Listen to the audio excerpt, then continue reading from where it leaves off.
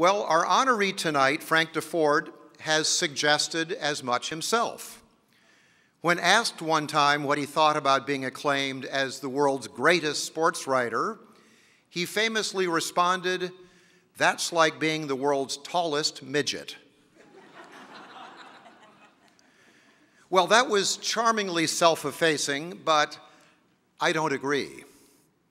At its best, sports journalism is about more than games.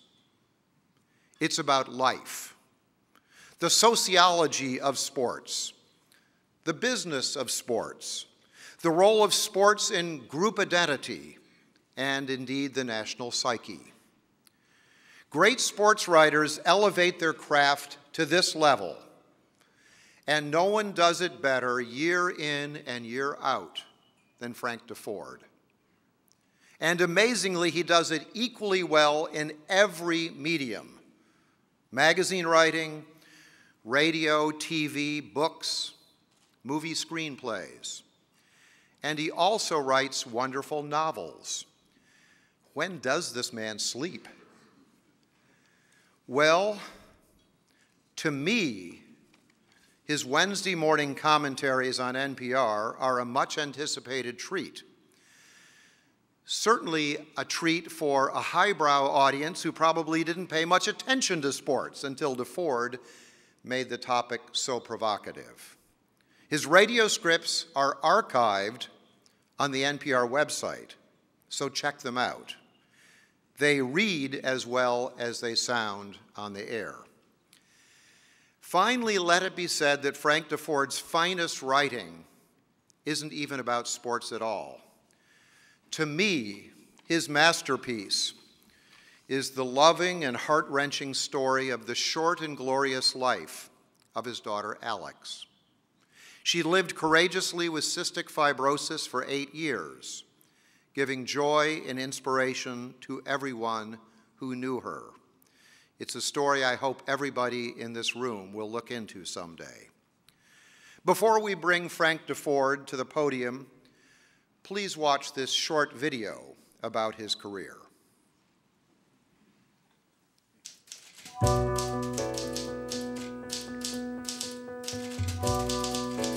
This is a profession in which you're actually on stage. It's like being a dancer or an actor. You're out there by yourself. A writer, in a way, isn't a person. It isn't how he dresses. It isn't how he talks. It isn't how he does his thing. He isn't a salesman who comes in and says, "Boy, can I sell your stuff for you?" All he can do is hand you a stack of paper and say, "That's me." You're out there, and in effect, you're naked, and you know it. There's no place to hide. Please welcome Frank DeFord. Frank DeFord more or less invented long-form narrative sports journalism for our age. I've had to write some tough things about some tough guys. But there's one guy I can't write anything bad about. I think it'd be very fair to say Frank DeFord is the most celebrated of SI's writers. Our distinguished panel of judges are senior writer, Sports Illustrated, Frank DeFord. Is Frank. He's tall and he's skinny. He's eccentric in his dress, you know. He wears purple and he finishes off his outfits. He doesn't just throw something on and leave. In every way, he's bigger than life. You know, you gotta notice him. Frank knew he was good, and he was going to do what pleased him, not what the standard career path might dictate.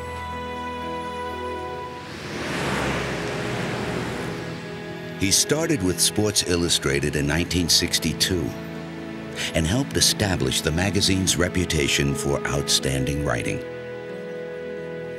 And over the years, he showcased his relaxed good humor, insight, and inventiveness through a wide variety of avenues, satisfying the public's appetite for storytelling and his own. He has been an explorer on an expedition with an extraordinary athlete who accepted his fate and his responsibility. This little black boy was just looking up at him with these big eyes, and he just said, "I've never seen a free black man before." Here's the announcement. Bill Bradley. A journalist as talent scout to a scholar athlete for whom basketball was always a stepping stone. People used to throw coins at me when I would exit the garden floor. Really pay top ticket. A voice of light-hearted and plain-spoken perspective over the air. Put out from our minds that the poor pesky held the ball. A dramatist revealing the passions that drive the human spirit and the emotions that can overcome it. Billy, you got it made. Stick him, jab, run. It's us versus them, Jimmy. You're supposed to beat them, not be friendly. A writer, born to absorb, appreciate, and relate the richness of the American experience. All of these are Frank DeFord. Ladies and gentlemen, Mr. Frank DeFord.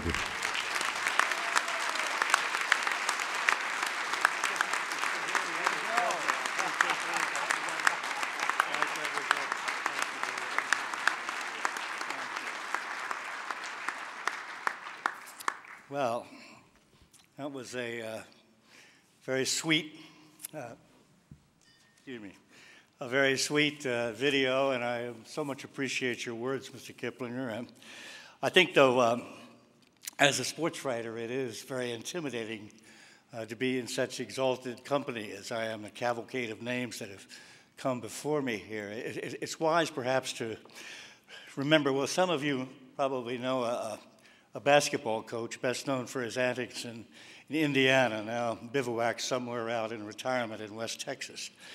Bobby Knight, who was also a great student of journalism. And Bobby once said the best time in every sports writer's life are the 3 years he spent in second grade. So, put some perspective in it. But as a sports writer, I confess that I've always been at my most cynical when some athlete wins a big award like the most valuable player and then humbly, modestly says, I could not have done it without my teammates, please. Well, I am not quite humble enough to accept this award for all sports writers, all time, everywhere, no. But I am sincere in saying that I feel that this honor does, at least obliquely, recognize sports journalism, which selfishly I believe has often been overlooked. And so I'm especially gratified at receiving this.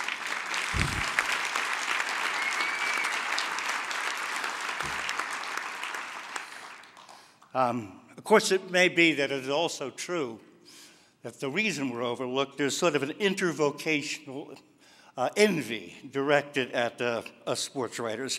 For as I will acknowledge myself, it's the easiest form of journalism to write. No wonder that most political writing today is really sports writing. Really. We have our batting averages. You have our polls. And it's also true that it's helped that the National Collegiate Athletic Association, the NCAA, is so much like the congressional Republicans. But just think. Think what sports writing has.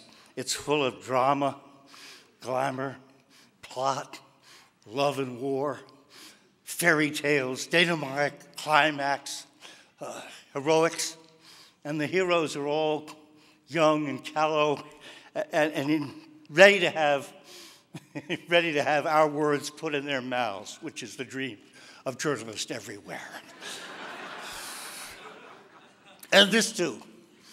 More than 40 years ago, the great historian Daniel Boorstin wrote that increasingly the world was surfeited by what he so wonderfully called pseudo-events. And soon enough, he said, there would be only two real things left in the world, crime and sport.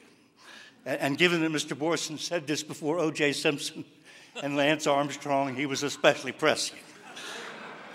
But the fact is, yes, sport is so wonderfully real, which of course makes it so easy to write about. So at this time of great flux in our profession, and so much is changing and so much is lost. When people ask me how the internet has affected sports journalism, I respond that I really don't worry about the future of sports writing, or for that matter, the future of sports reading. What I worry about is that too many people will read nothing else. It's sort of ironic, but in this very hotel where the National Press Foundation annual dinner is being held, you cannot buy a newspaper, a magazine, or a book. This is a press-free zone that you're in tonight. However, if you go upstairs to the sports bar, you can find simultaneously 7 basketball games, 3 hockey matches, a tennis tournament from Dubai, and a constant loop of Tiger Woods' best holes. So that's all there. The beauty of journalism that I grew up with was so wonderfully eclectic. It was like the old Ed Sullivan Show, if you remember that, where if you weren't interested in the opera singer that Ed trotted out, you still would sit through it because you knew Senor Wences would soon be coming along right after it. And the point was that maybe, just maybe, despite yourself, you couldn't help but pick up some appreciation of opera. And that's the way news used to be presented and then ingested in that way. But today it is so a la carte, dedicated. God, I have begun to hate that word, dedicated. Everybody just goes to dedicated websites or dedicated channels or dedicated stations or dedicated blogs. Ironically, the broadband has made us narrower and the web has made us less curious. Now, of course, serious journalism has always had to compete with diversion. It might have been the military-industrial complex that President Eisenhower warned us about, but it's the entertainment-amusement complex, which, of course, so prominently features sports, that threatens us in journalism, particularly now. The problem for us in journalism is not that we are competing just against the fun stuff, but in a way we are competing against ourselves. We can't get readers and listeners and viewers to come away from our own damn dedicated subjects. We're becoming a nation of specialty idiots. So now our challenge is more complicated, I think. All of us, whatever our area of expertise, must find ways to make the public, and especially the young Americans who've grown up with the internet, realize how important all of journalism is, the whole of it, not just that that's dedicated to the good parts that we happen to favor. So, I may happen to be just a sports writer, but more than ever, I believe that we are all in this together. Thank you again so very much for this lovely accolade. It's been wonderful speaking to you tonight.